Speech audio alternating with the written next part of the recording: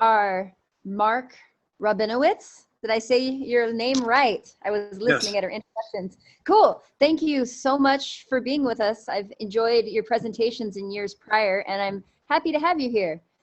If we want to learn more, kind of have some visuals to go with what you're saying, your website, which is Peak Oil?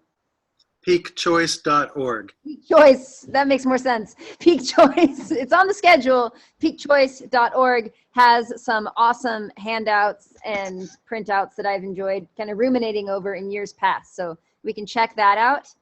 And thank you. Okay, is this working technically?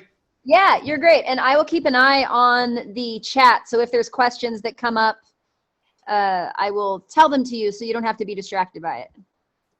Okay, great. So I will start with the conclusion. That seems to be a good approach sometimes. Permaculture and the pandemic. The best case scenario for the pandemic is not only keeping the piles of corpses as small as possible, but can the crisis stimulate a societal immune response for real resilience, sincere sustainability, and a compassionate civilization? The pandemic is a global exercise that highlights the wonderful and the hideous, international scientific cooperation and petty politics, aspirations of resilience and the lack thereof, homelessness, prisons, mega slums, refugees. It's not the end of the world, but it could be the end of complacency. So I have a couple points I'm going to go through in terms of ways that permaculture can contribute towards these understandings and mitigations.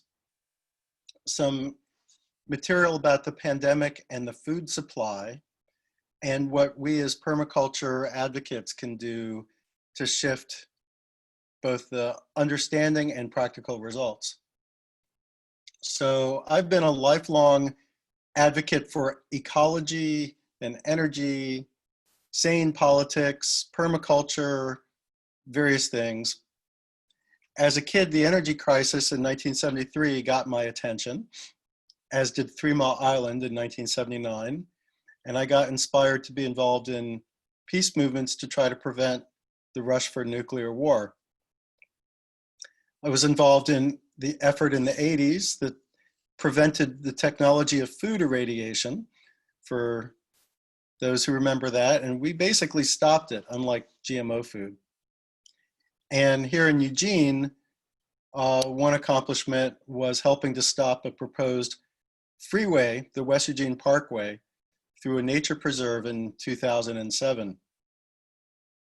When permaculture was developed in the 1970s by Bill Mollison and David Holmgren and others, 2 of the things that they were considering is how we can have permanent agriculture in anticipation of climate change and peak oil resource depletion.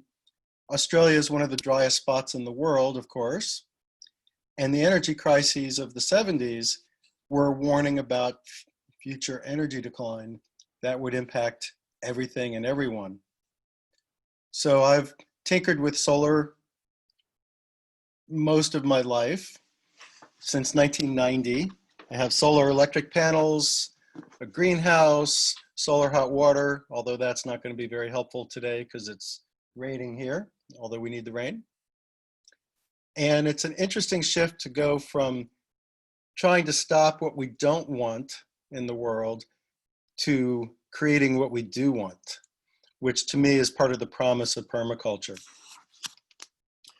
One show and tell I want to promote is David Holmgren's book. I don't know if this comes across on the screen too well. It's backwards on my side, but maybe it's okay. Future Scenarios, How Communities Can Adapt to Peak Oil and Climate Change by David Holmgren. You can read the whole thing on his website. It's short. You can read it over lunch if you want. And it's a masterful depiction of how interconnected crises, such as climate and peak, need to be addressed together, not just one or the other. So if we don't deal with climate, but we try to deal with energy supply, we end up with fracking and tar sands and ultra hazardous technologies. But if we try to deal with climate and ignore energy, then we end up with greenwashing that is not very helpful.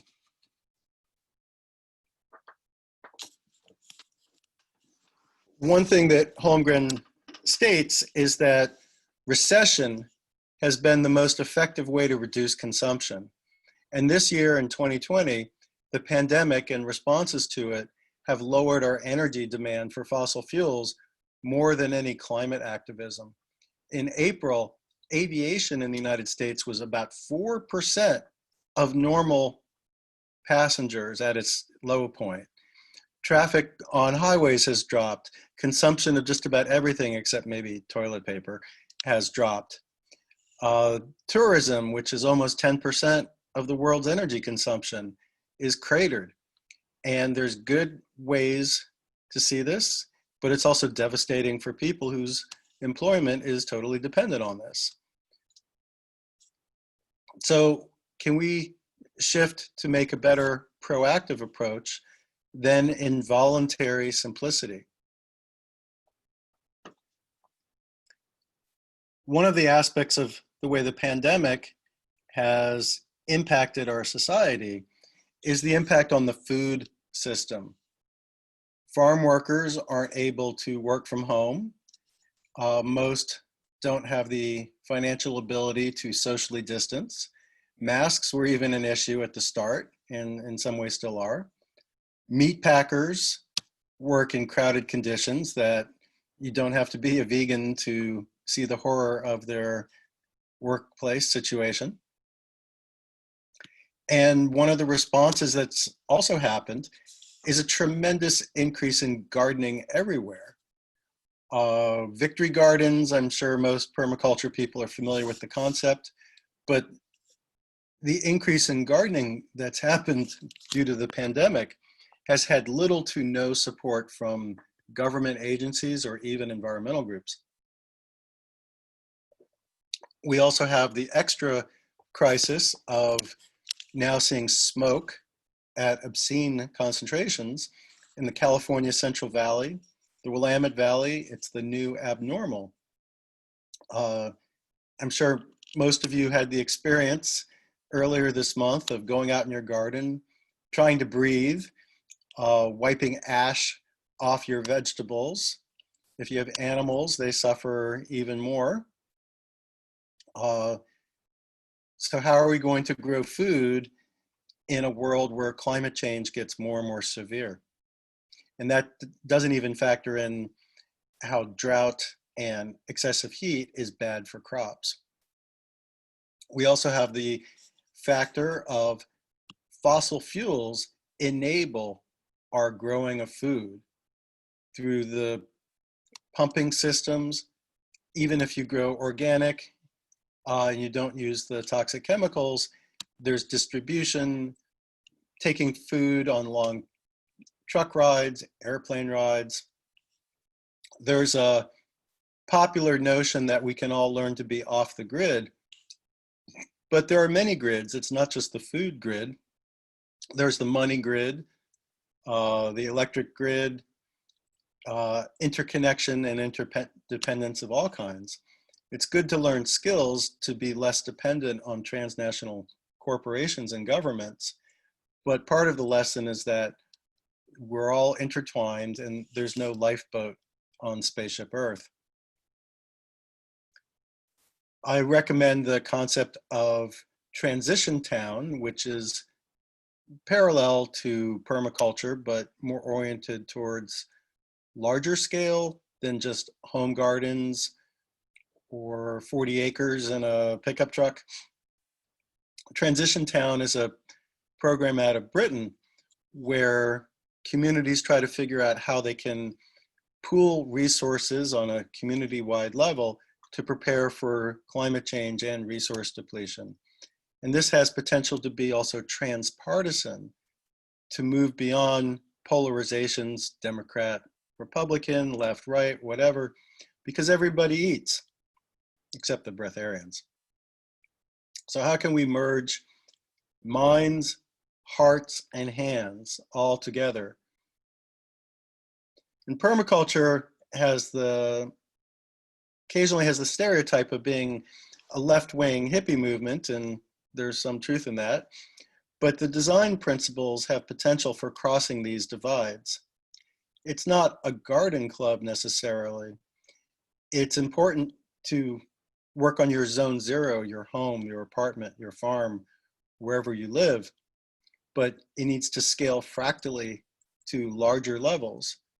Neighborhoods, city, state, bioregion, nation, planet Earth, all together. The tallest mountain in our bioregion, Tahoma or Rainier, is about 14,000 feet. The tallest mountain on the planet we call Everest, it's twice that. But at 28,000 feet, you can't breathe there for long. And the relevance of this is the thin film of the biosphere that we all share. It's only a couple miles thick. If it was horizontal, it would not take long to bike or even walk across it.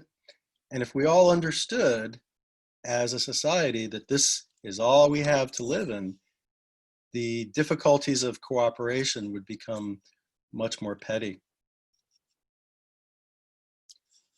So I want to recommend a movie about pandemics called Contagion from 2011. And considering it's a Hollywood film, it was remarkably accurate from a medical and scientific perspective. The credits had an impressive list of public health experts, which makes it better than the average movie on disasters. I also found it helpful to watch last spring to process some of my grief for understanding what was going on. Perhaps the one place it was wrong, according to the scriptwriter, is he couldn't imagine a scenario where the federal response to a pandemic would be so ridiculous. The idea that the federal government would have people in it to make the situation worse was not anticipated. And that is, of course, where we're at. An ecological aspect of the pandemic is the destruction of nature makes pandemics worse. There's a term called zoonosis, which refers to diseases that jump from animals to humans, usually wildlife, but sometimes farm animals. And SARS-CoV-2, COVID-19, most likely came from wild bats, and exactly how they got to humans is a topic of debate and uncertainty. But the bottom line is it jumped from species to us. There's also SARS-1, which also came from bats, probably in a different path. HIV, the virus that causes AIDS, came from wildlife. Ebola came from wildlife. There's a disease called Nipah, N-I-P-A-H, which was found in Malaysia about 20 years ago. That also came from bats. And these were fruit bats whose forest habitat had been cut down. And when their forest was destroyed, they moved closer to villages where humans lived and ate mangoes from mango trees that were next to pig farms. And they dropped some of the bits of fruit into the pig pens. The pigs ate the fruit, amplified the virus, and infected the farmers. And the farmers succumbed at a rate of 40%. So destroying wild nature is not just a threat to other species, it's a threat to humans. And Nipah virus was the inspiration for the fictional virus in the movie Contagion. And it's not just destroying nature and wildlife that can boomerang on us. We have almost 90% of the antibiotics in the United States goes to farm animals, for chickens and cows and pigs to live in cramped quarters. And we are now risking antibiotic resistant disease, which could undo most of the medical gains of the 20th century. And this doesn't, it's hard to overstate the risk of this. So we're all on Zoom, of course, and Zoom is the new abnormal, and it definitely is inferior to being able to gather in person. And a big question, will the Northwest Permaculture Gathering in 2021 also be Zoom, or will we be able to gather in person and enjoy each other's company? And I don't think anybody can really answer that. One of my favorite public health experts is the author Lori Garrett. She's one of the few public health experts who's not a doctor that I've been paying attention to. She was the author of this book, The Coming Plague, in 1994, that basically predicted where we are today. None of this is really a surprise. The only question was the timing. It's like living on an earthquake fault. You might not know when the earthquake is going to come, but that there is going to be an earthquake is obvious. Whether you're in acceptance or denial has nothing to do with the timing of the earthquake. So she has estimated for the last couple months that coronavirus, in the best case scenario, will be a 3-year crisis. And I don't want to argue whether it's 2 years or 4 years or another year and a half or longer. It's worth noting the shortest development for a vaccine was 4 years. And we're 2/3 of a year into this, and hope, some are saying, oh, it'll be ready before the election, which is unlikely, or maybe early next year. We'll see. We also suffer from part of the problem that a substantial percentage of the public doesn't believe the crisis is real, or that we need to take actions to slow the spread, just like there are a lot of people who don't believe in climate change, or the limits to growth on a finite planet, or a number of other major crises that, there are even people who think racism in police departments is not a big deal, but this is more about psychology than anything empirical.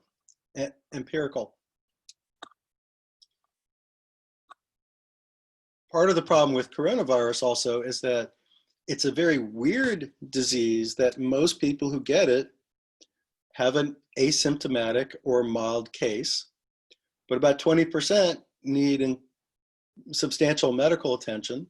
Some of them need to be in the hospital intensive care unit. Old people are, of course, most at risk, but there are plenty of young adults who've gotten sick. And there's long-term damage to internal organs, the blood vessels, heart, nervous system, kidney. It's not just a lung disease. And what the long-term impact of all of that is going to be for our collective health is unknown. I don't know anybody close to me who has had a severe case. I know a lot of people have had moderate cases. A friend of a friend who I did not know died a couple months ago. He was about 40. So it's not just disease for old people. And rather than a sane response, we have blaming and scapegoating from our president. We have all sorts of distractions, like, oh, it was probably made in a bioweapons lab, which is without evidence. There are people I know who think that if they just take enough vitamin C, that will solve the problem. And I'm in favor of nutrition, but it's going to take more than that to guarantee an end to the pandemic. There's also scandals now that we're over 200,000 dead in the US. The Trump administration is sowing disinformation that this is supposedly only 9,000. Whereas the real truth is a number of states have been downplaying the severity of this. Some states have renamed COVID deaths as pneumonia, which is now greatly above the average for a year-to-year average.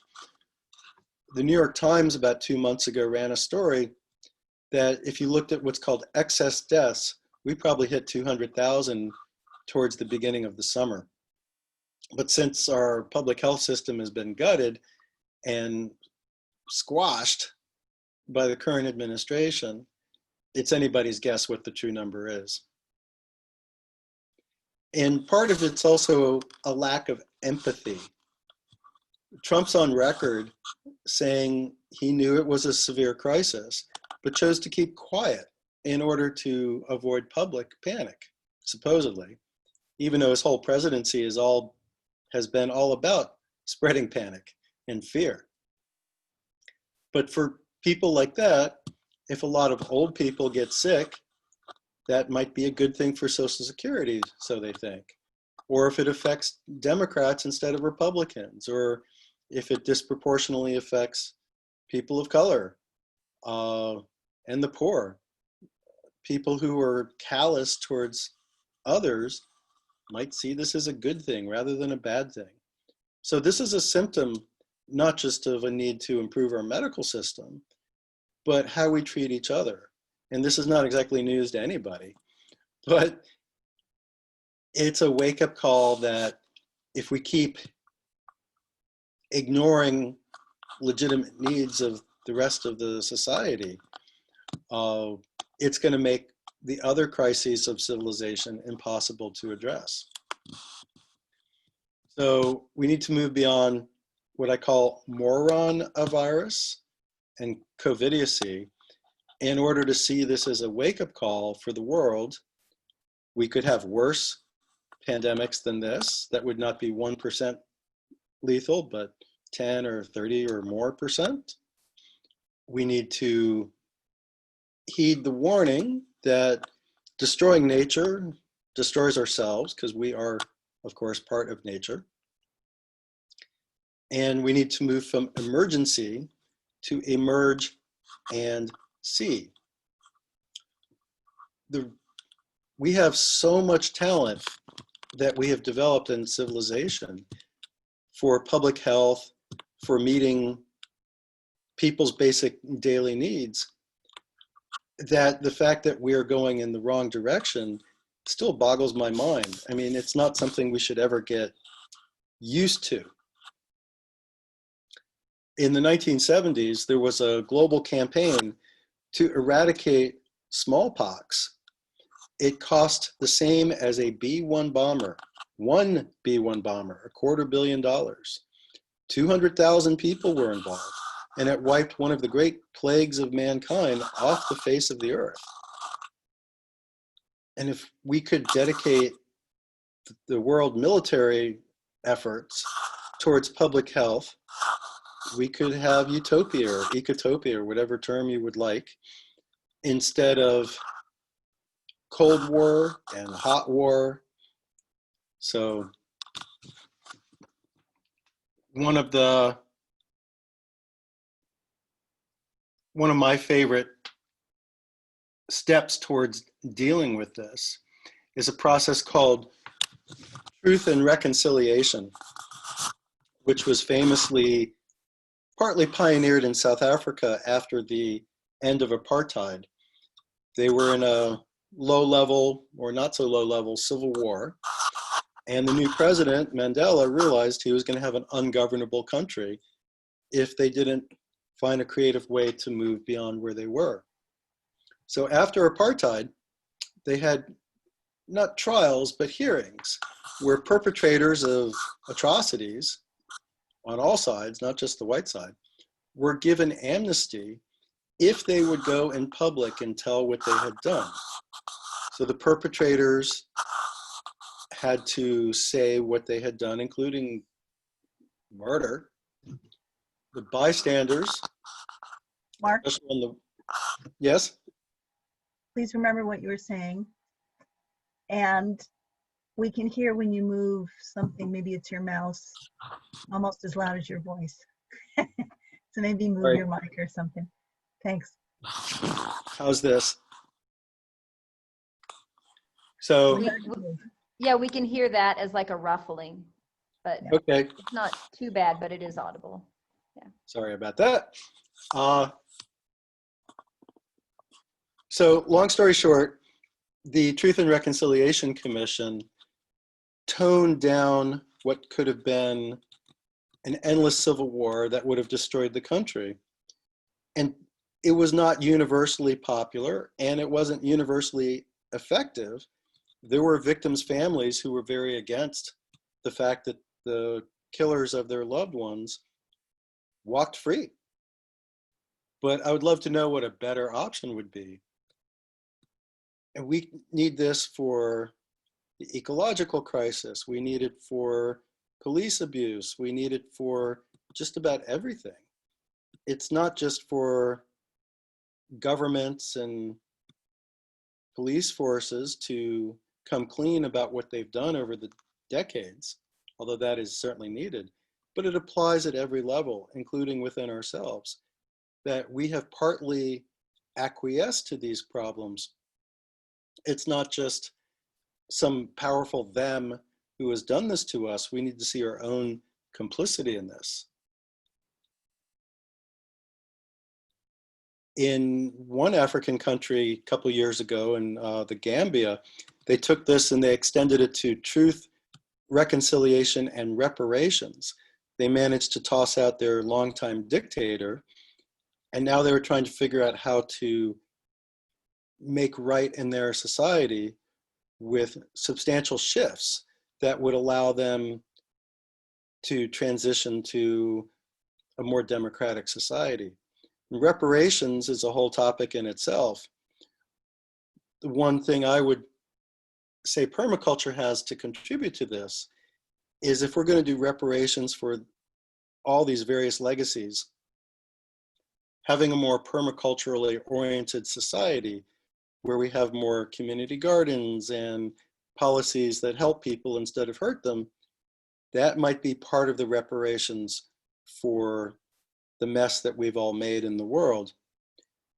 So permaculture has traditionally been more focused on the individual home scale, or maybe neighborhood potlucks or a community garden, and that's all great and necessary. But once we get the skills on how to produce food on that level, how are we going to scale it up to the bioregion and planet level, whatever level people are comfortable with? So I'd like to have a little time to have a bit of dialogue, questions, other statements. So I'll pause at that point, and thank you for your attention.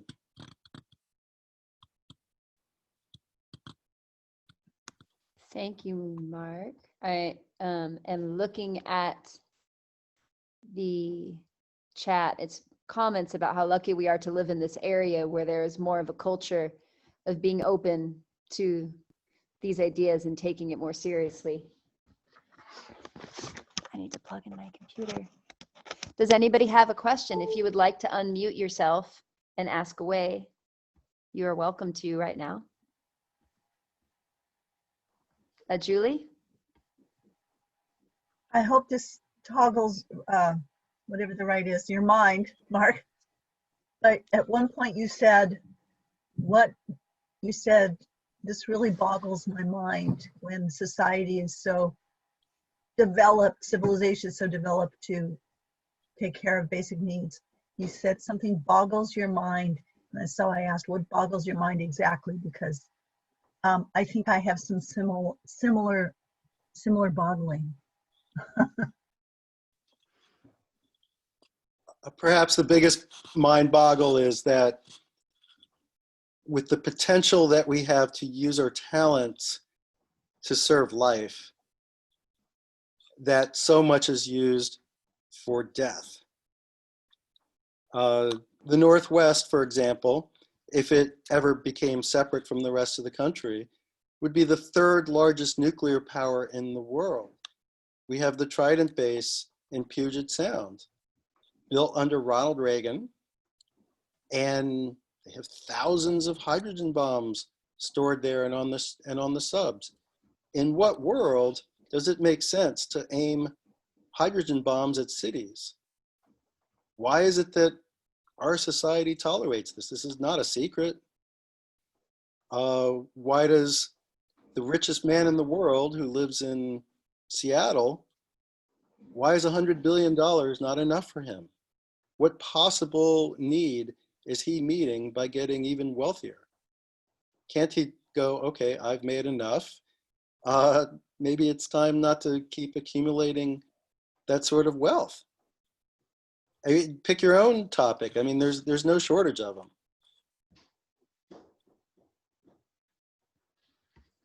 Thank you. I see Brent. Do you have something? Yeah. Yeah, I just, what you said about a permaculture world, I find particularly interesting. I just read a real interesting, reading an interesting book called The Mushroom at the End of the World by, and it's about the Matsutake pickers in Eastern Oregon, but it goes much farther than that, the socioeconomic.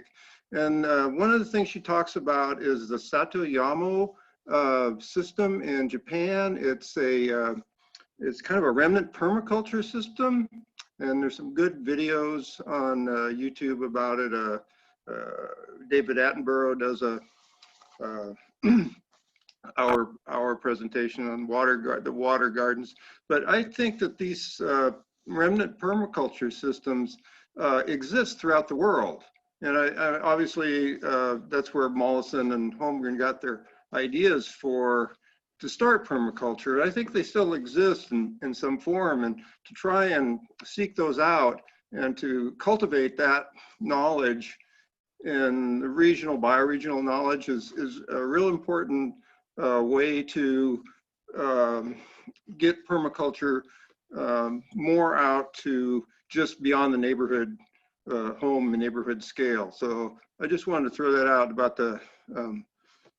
this particular book. The Mushroom at the End of the World it touches on a whole lot of very interesting subjects that have a lot to do with permaculture and the Satoyamo. So anyway, that's all I wanted to say. So thank you for your presentation.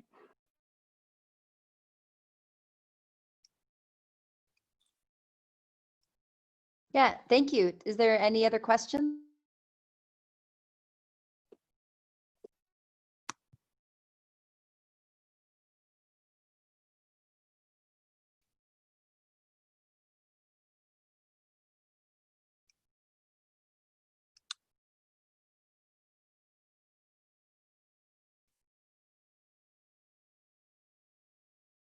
Hello.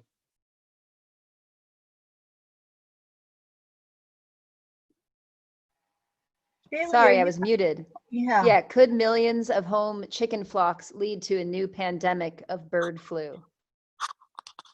That is a question for you, Mark. I will be humble and say I don't know, but it's certainly a possibility.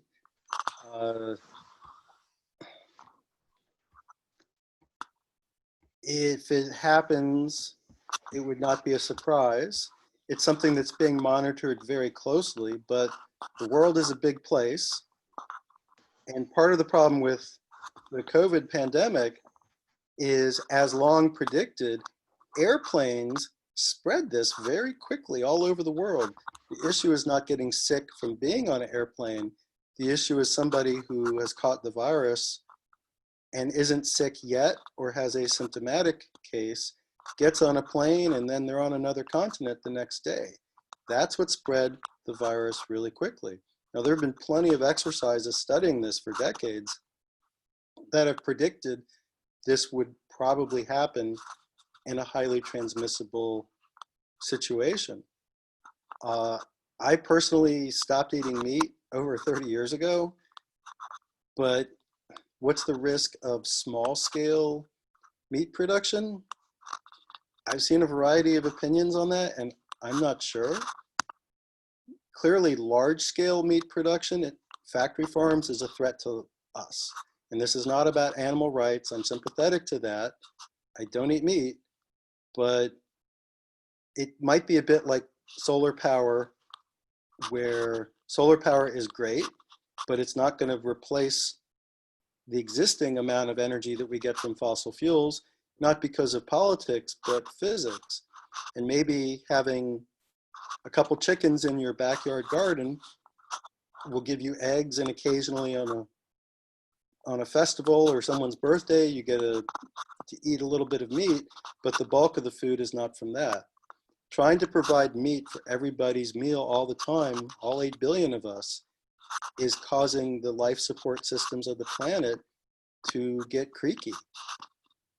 And this is not a very popular perspective, but it's what the biology shows.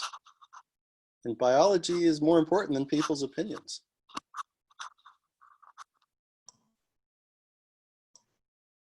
Yeah, agreed. Some of the other, just to interject a comment into that, is that one of the greatest sources of pollution we have is through feeding conventionally grown meat. The seeds that we have and the crops that are dedicated genetically modified organisms that are poured with poisons that go into our groundwater, a great degree of those plants are grown to be fed to cattle and birds as food for them to turn into food for us. So not only are we polluting the groundwater and creating these conditions for animals to grow in that are not healthy, we're kind of poisoning the ground, poisoning them, and then subtly poisoning ourselves.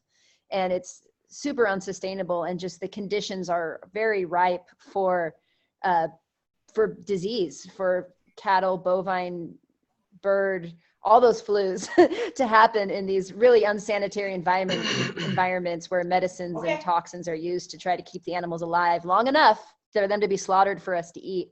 One of the most proactive things we can do is just either not eat meat at all, or make sure we get it from local close farms, so the food miles aren't that big, and that we know that the feed those animals are getting is good food that has grown in such a way that is in harmony with the planet. It's one of the most powerful decisions we can make. If everybody did that, the world would change in like a month, if we all really harness that power of what meat we're willing to eat because of the way it affects the rest of the world. If we got on a big revolution, like only eat ethically grown and fed meat, that's like an amazing thing that people have the power of choice to every single meal you have. Okay, thank you. That's one of my soapboxes. Julie, I see you raising your hand. I wanted to speak off your soapbox and also off of what's in the description on the schedule for your presentation, Mark. I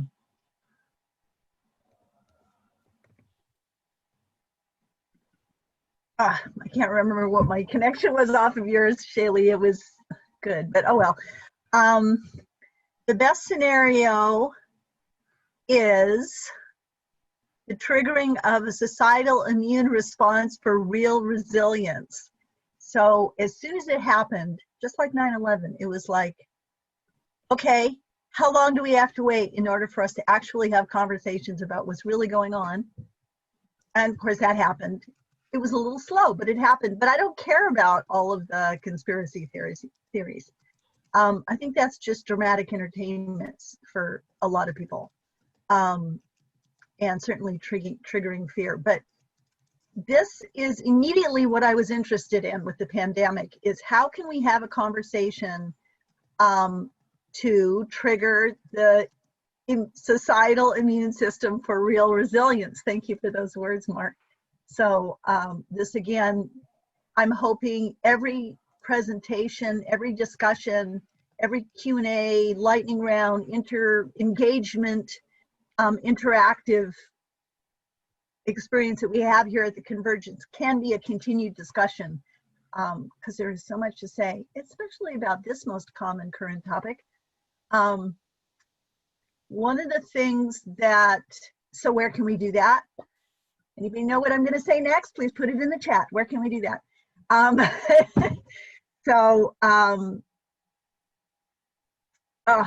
My mind.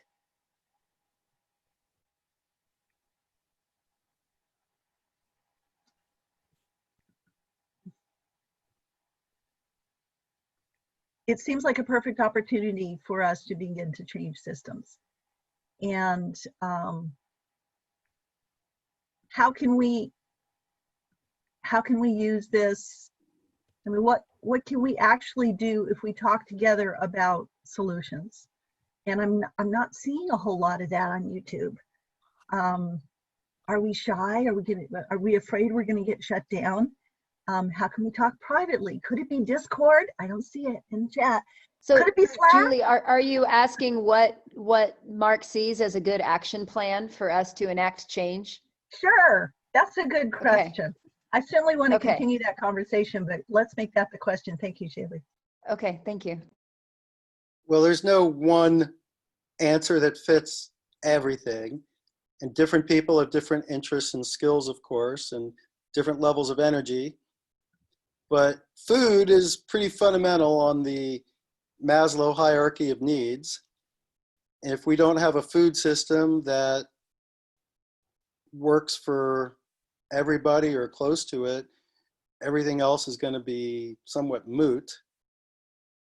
And permaculture is not only about growing food more locally and in better ways, but that's a big part of it. And if all we did was promote millions of community gardens everywhere, victory gardens, I like that term, that would be a huge step in that direction. If your concern is climate change, how are we going to adapt food to a changing climate? If your concern is the fossil fuels that are needed to subsidize the food system, well, growing food much more locally uses much less energy. Growing food for people instead of cows uses less energy. If your concern is justice for farm workers, teaching people to grow some of their food is the best way I know to get empathy for what the life of a farm worker is like. I don't claim to grow all my own food, but it has taught me a lot of respect for the people who grow the grains that I eat, because I don't grow my own grains. And people do not live on tomatoes alone, although they're very nice. I think it's sort of terra incognito, but how we can scale up permaculture and similar practices to the societal level, that's where my interest has been for some years. How we can take design principles that work at the small scale and bring them up fractally to the world, given the political situation we're all enmeshed with. That's where my curiosity is these days. And I don't claim to have answers to this, maybe a couple pieces of the puzzle, but can we collectively figure out all the different pieces and have them mesh together harmoniously? There is a question in the chat here and a comment from Julie and others and myself that your shirt is wonderful. And thank you, Julie, for all your statements. I wanted to encourage you too, that by us gathering here and sharing ideas and using Discord and Slack and these convergences, we're doing what we can to help make these ideas be more well-known. So Mark, a question from the chat. What is your take on Michael Moore's recent movie panning a lot of the renewable energy industries?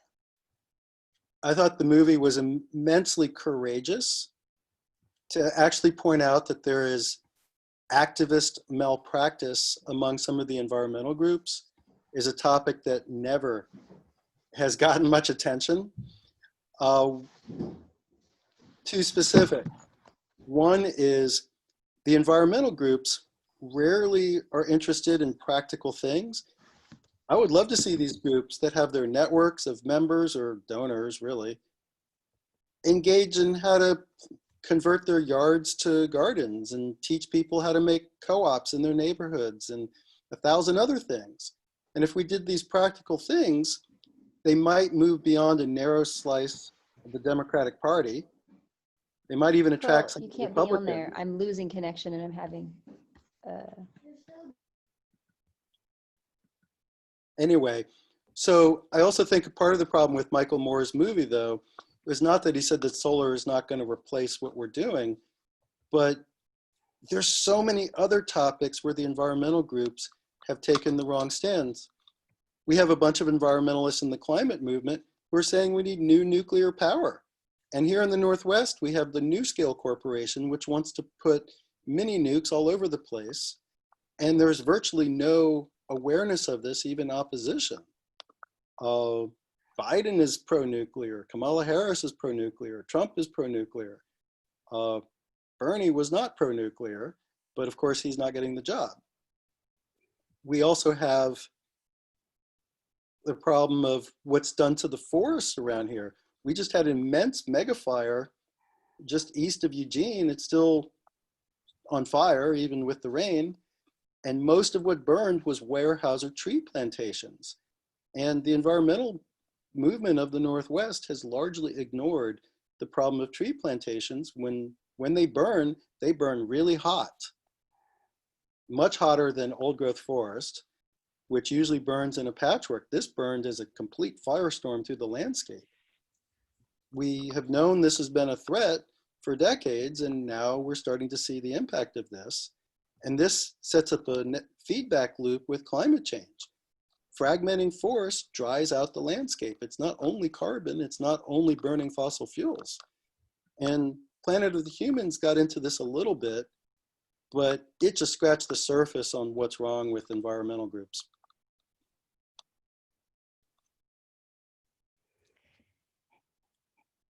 You are muted, Julie. I love it when people twist the words and making them sound more accurate. Planet of the Humans.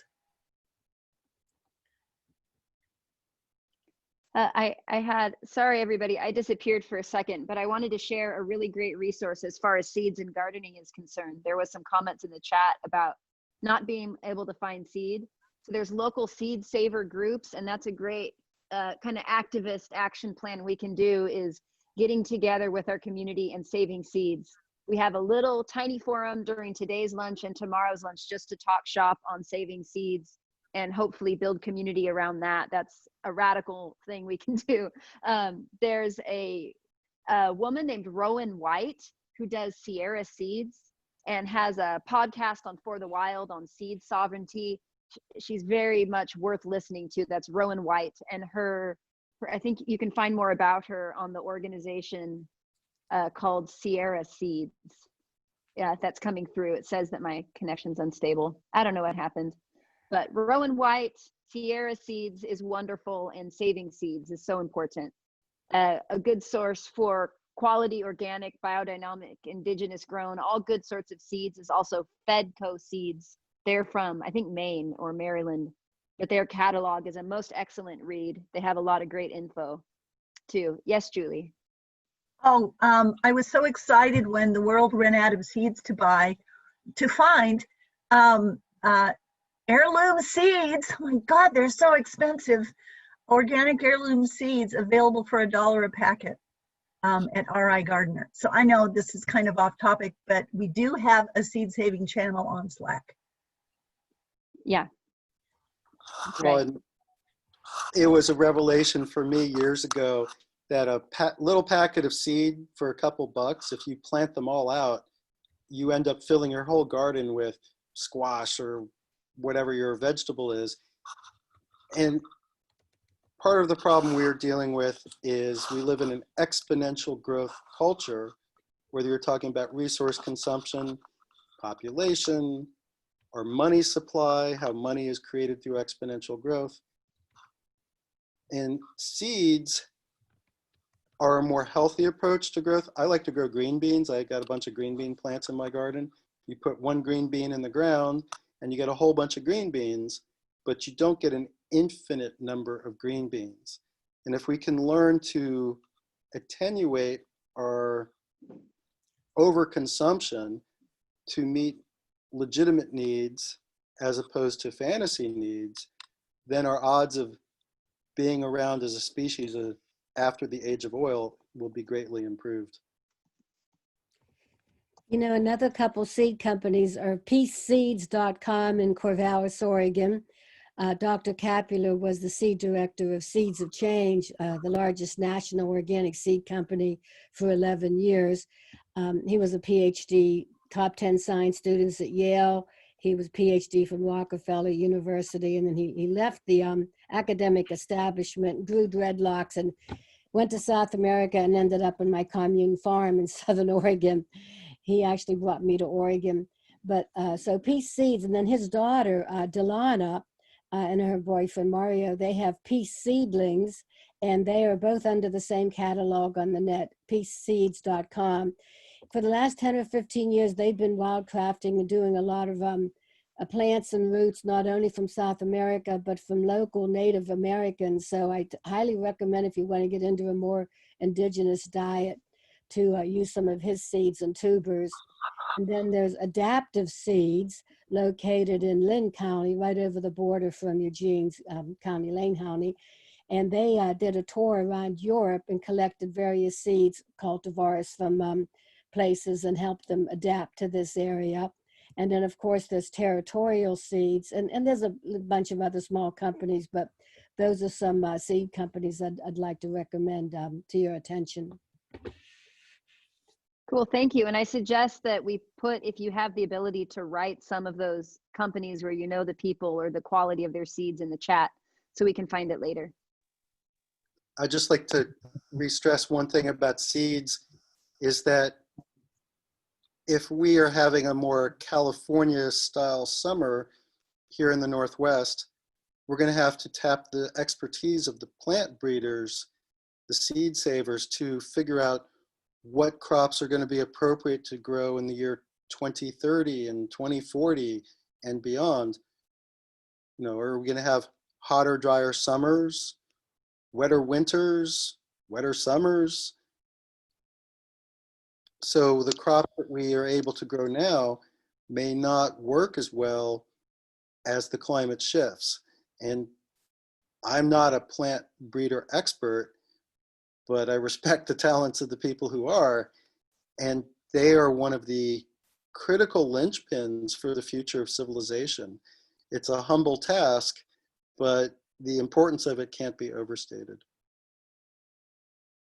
Yeah, and that's a huge benefit of saving your own seeds and being a part of local seed saving guilds, because the kale and the carrots and the catnip and all the different herbs that you grow in your bioregion are going to slowly adjust to what's there, instead of it just being a horrible experience of none of your seeds germinating or being able to ripen.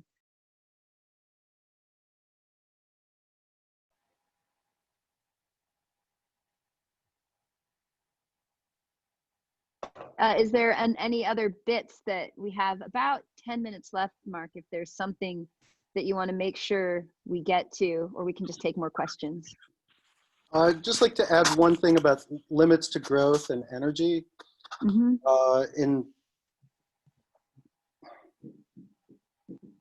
One of the aspects of energy that's not really understood is the incredible density of digging fossil fuels out of the ground to power our hyper-industrial civilization.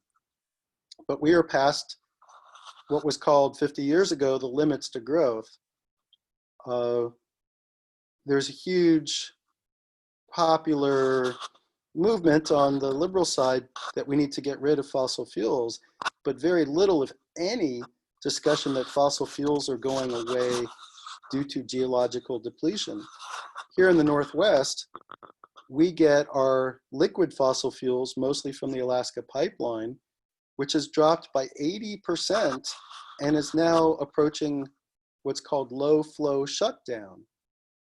Every motor in the Northwest is dependent on this flow of energy. Now, I like solar power. I've used it for 30 years. I have a greenhouse, solar hot water, passive solar, active solar.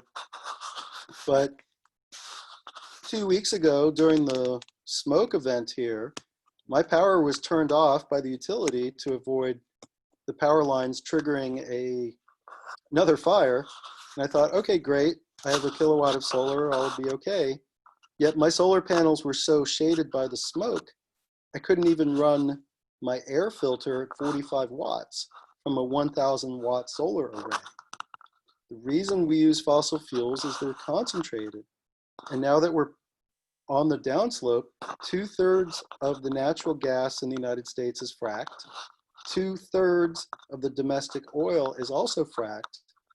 So fracking postponed rationing, and how we're going to be able to relocalize and live much more efficiently and more locally is the great challenge of our time, or part of the great challenge of our time. But it's not something most people are psychologically prepared for, let alone logistically prepared for. And if we're concerned about increasing tension between urban and rural and liberal and conservative and so forth, you can still go and buy as much energy as you like. The grocery stores are still mostly full of food. Things are still somewhat working even with the pandemic, although not as well as they used to. My concern is after the pandemic, if that is solved with the vaccine, what's going to happen when the energy system can't support growth anymore? The economic instability could lead to a lot of social and psychological instability. So the more practical we can be on large scales, in addition to small scales, this has tremendous implications for keeping society together and bridging the divides and learning the skills needed for the low carbon future that is coming whether we like it or not. Thanks for tolerating my rant. No, that's great. Thank you. We're getting a little more of like microphone noise that came up from something. Does anybody have another question? There's gratitude for the topics, gratitude for the seed conversation. Mark, did you read my statements? This is Kathy and Eugene, about the CDC whistleblower that I've been on the phone call with from January through March, who said that this is a depopulation agenda and that the virus will affect up to 90% of the population. Coincidentally, the woman from Germany, the chancellor there, she had been on TV in this country a few weeks after he told us that, and she said that 60 to 70% of the people would get it. And then an American doctor or speaker of the government also said the same statistic. So I'm just wondering how many, whether you think this is a depopulation agenda and whether you think it's going to affect that many people. Depopulation? No, that's absurd. At best, this is maybe 1% lethal. So if somebody had malicious intent to create a bioweapon, they did a really poor job. That's just fear mongering. However, in January, Dr. Gabriel Leung, who's an epidemiologist in Hong Kong who was involved with mitigating SARS-1 almost 20 years ago, he predicted that a majority of the world was likely to catch this. And that is probably likely. But there's a lot of disinformation being spread on the internet, a process called conspirituality for the left side and the Trump stuff on the right-wing side. And it's best to tune that out because there's enough real stuff to be concerned about that there's no need to make up fake claims.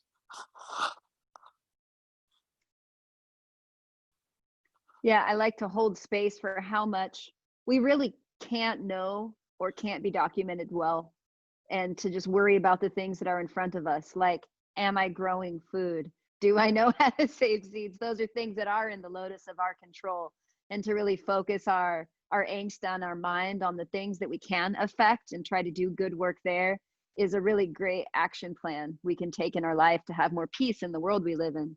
You know, like what's going on in our town and in our community and in our backyard. We need herd immunity to moronivirus. There's a comment in the chat here about a book called Plague of Corruption, which is unadulterated disinformation. It's virus denial. It claims wearing masks is going to give you the virus, which is the exact opposite of reality. And this sort of disinformation has been part of the reason why we have 200,000 deaths from the pandemic in the United States, is people are angry and fearful and looking for a scapegoat rather than taking responsibility, not just for the immediacy of public health efforts, but the long-term effort to change the way the world is structured so that we don't destroy nature and have these diseases boomerang on all of us.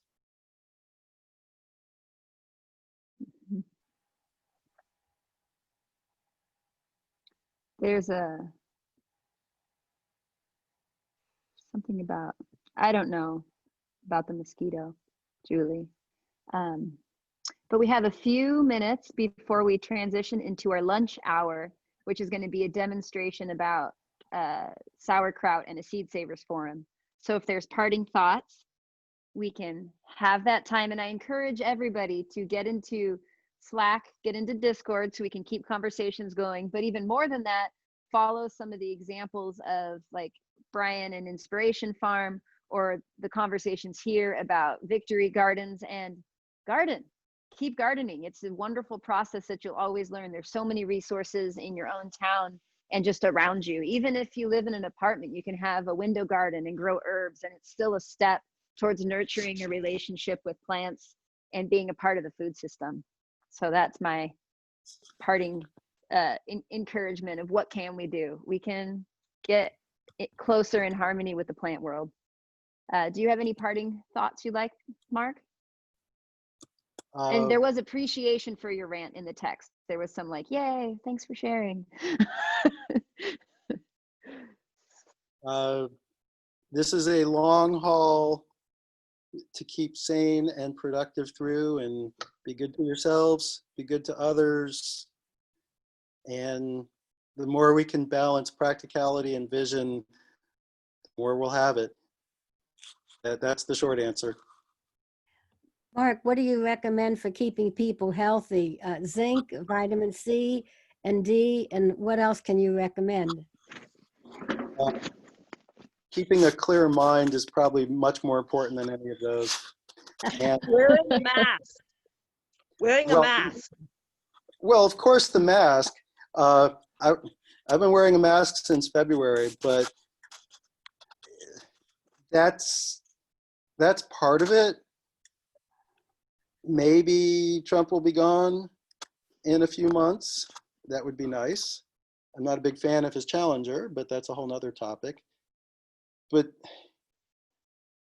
the public health precautions that I'm more interested in are not destroying the world, because coronavirus is one of many crises that we have to deal with.